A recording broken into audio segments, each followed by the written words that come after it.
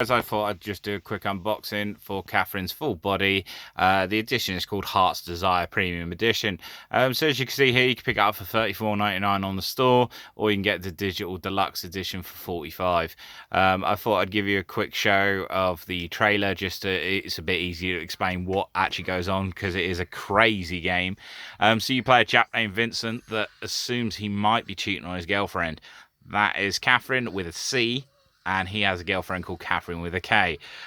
He keeps having night terrors and then waking up the next day not remembering what exactly happened.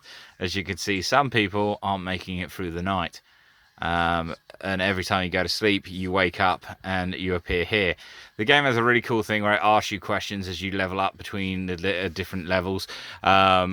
And they're just intense questions that get the polls of players' opinions. So, if, for example, if you knew that someone was cheating on your friend, would you tell your friend?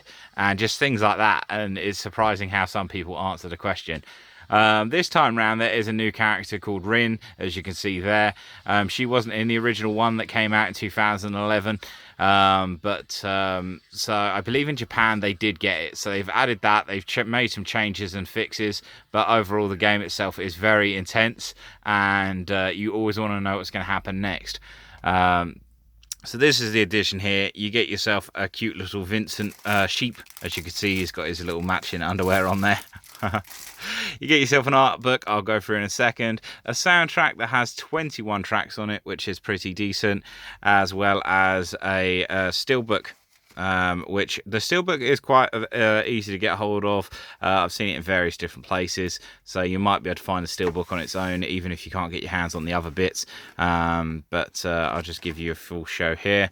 The edition itself cost £80 at launch. It might be a bit cheaper now, but it might also be one of the ones that have shot up. I'm not quite sure, but I'm sure people are still selling it on places like Amazon or eBay.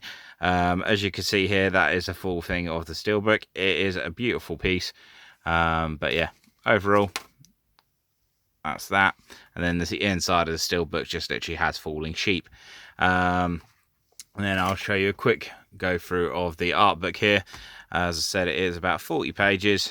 It's got some nice prints on it, but yeah, overall the game itself has quite a high difficulty scale, so when you first start off compared to later in the game, you want to know what's going to happen next, and you haven't actually got the skill to do it. It gets quite frustrating to try and get there.